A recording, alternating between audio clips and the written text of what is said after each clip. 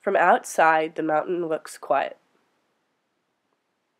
But inside, the lava is rising 5 feet per day. March 27, 1980. Mt St Helens begins spewing molten ash. We went up to the top of this tower, and I was looking to the south when I saw the plume, the eruptive ash starting to go up. And the whole thing, it was kind of pulsating, and it looked like kind of like a campfire almost, the way it started. And then it just kept billowing, and it kept getting bigger, and then I saw the gray matter start to fly to the east. So there I was watching this the whole time, and at the same time he was one of the active duty seismologists at the geophysics program at the University of Washington. So after about a half an hour of watching, we went down into the seismo lab, which is what it was called, right off the loading dock there in the Atmospheric Sciences building in geophysics at the University of Washington. And we started watching all of the seismometer needles. What we did is we played out all of the seismic data on paper back in the day. It was heat sensitive, and the little caliper on there would actually etch the seismogram, as they're known. So we were watching the whole thing erupt, and it had just completely saturated the paper. It was just basically black paper at this point because it was a very high explosive eruption. And that's when the discussion about actually what had been happening started. So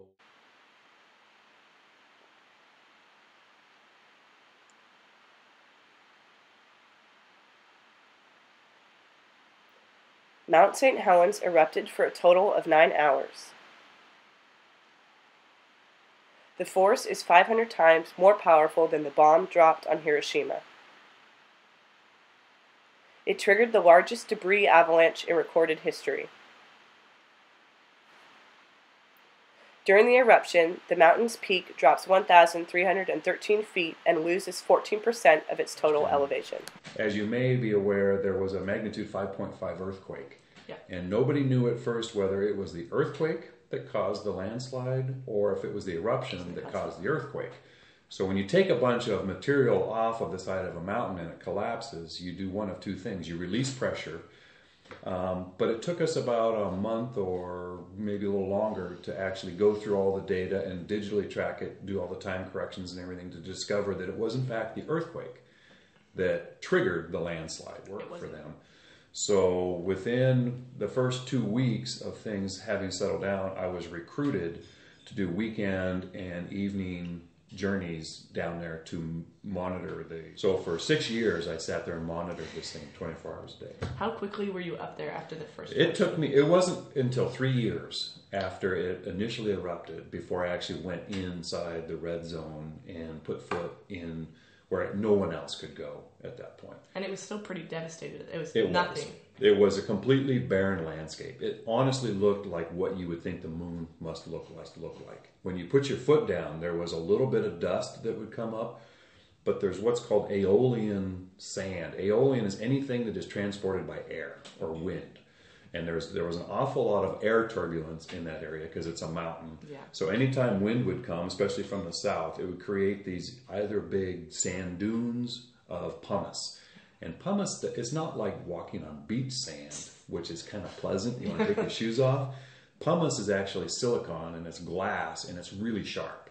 So you have to wear really heavy boots, and you've got gaiters coming up to your knees because you don't want to get that inside of your clothing or anything. So you got to be really careful with that. And at the time, there was a lot of concern that just breathing the dust could be potentially harmful. And it was, when it first erupted, of course, it stopped cars and planes, and you just didn't go into it. It's very abrasive. Same thing you clean your toilets with, for crying out loud. That's what pumice stones are. So it was not it was a hostile environment in the sense that it was just hot, but there was absolutely no life that anybody could see. It was either burned or covered in ash, and there was tens and tens of meters of ash everywhere you looked. Now, I would fly into Mt St Helens probably 2 or 3 times per month in a Cairo News helicopter. Clark Stahl was always the pilot. He still flies to this day, flying in and out. It was required by the federal government to have an active duty research scientist on board in case with a radio hookup back to the lab in case anything was going wrong. So we would seldom, but occasionally land inside the crater to work on seismometers. So you were right there. So we were literally flying into where the dome is literally, it smells like sulfur gas. Yeah. It's a completely dusty, hot thing. And all you hear all around you is these really steep, over-steepened walls where rocks are cascading down the whole time because it's all very unstable. And it stayed that way for over 6 years after. The blast kills everything within 230 square miles. More than 11 million animals, 4 billion feet of timber, and 57 people. So that was, and in fact, I would argue that was actually a pretty low number considering the time of day and where it happened. And it was also true that people were really eager to just watch Mt St Helens erupt. Yeah. They knew something was happening. So, and because it was a weekend, people were camping in the area.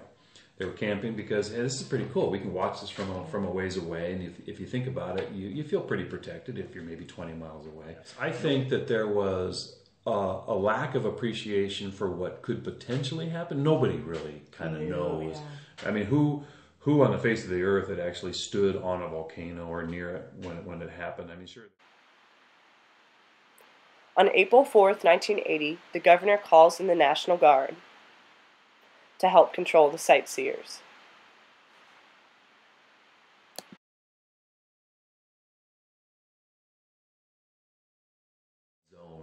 And you may have a question about why was the red zone sort of crafted or created the way it was. Yeah. And a lot of it was a business decision. Weyerhaeuser owned almost all of the private forest land around there, and it was an active forest, which meant it had to be logged, and it provided revenue for Weyerhaeuser. But they were adamant that they not close off areas around the mountain that they were actively logging.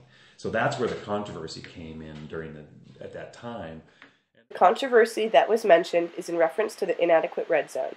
The zone was minimally sized due to Weyerhaeuser's refusal to stop logging. This caused many people to underestimate the dangerous potential of the eruption. Since the lateral blasts from the mountain and lahar were not expected, this undersized red zone proved to be a deadly error. Some argue that if the red zone had been allowed to extend onto Weyerhaeuser's private forest lands, the eruption would have been taken more seriously.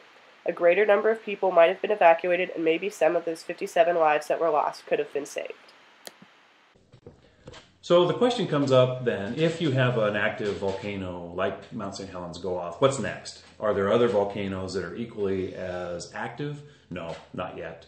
Are there any that are potentially as destructive? Yes, there are. So people ask whether it's between Glacier Peak, Mount Adams, Mount Jefferson, or Mount Baker. So there are a number of volcanoes that we have, what are called composite volcanoes. But I'll be honest, with the one that is the most troublesome for every seismologist or volcanologist out there is Mount Rainier. Really? Since the eruption of Mt. St. Helens in 1980, people both locally and internationally have hypothesized as to how much destruction would occur should Mount Rainier erupt. As the largest mountain and volcano in the lower 48 states, an eruption would be catastrophic because of the sheer number of people who call the surrounding valley home. The destruction that would follow should Mount Rainier erupt would come not from the blast itself, but from the tsunami-like mud flow that would follow. This flow, called the lahar, would be enhanced by glacier melt caused by the steaming hot volcano. Traveling at immense speeds, the lahar would collect everything in its path, from trees to boulders to cars and buildings. The numerous towns and cities that occupy the surrounding valley would all be at risk for not only severe destruction but complete annihilation. Residents of cities near the mountain base are estimated to have no more than 30 minutes before the lahar buries their homes and businesses beneath as much as 30 feet of mud and debris. Even the larger cities like Auburn, Puyallup, and Tacoma itself are not safe. Auburn and Puyallup, with nearly 80,000 residents between them, would be covered in 20 feet of mud in less than an hour, and Tacoma, with almost 200,000 residents, is estimated to be hit with it nearly 10 feet from the lahar. So it is still an active volcano, and the best thing that we have going on today is the technology for monitoring where it is in its eruptive cycle or growth. Is we can be very specific about exactly what it's doing now, is where we didn't have that ability But there's still no way to predict if there's going to be a lahar or landslide or whatever. You can still not predict that, can you? Well, it's gotten to the point where, no, it's basically unpredictable in that sense, which is why there are lahar sirens and warnings. So when something happens within the cone of the volcano, you know almost immediately. Because not only is there 24-hour video, but you've got thermal imaging cameras, so even at night, you know what's going on.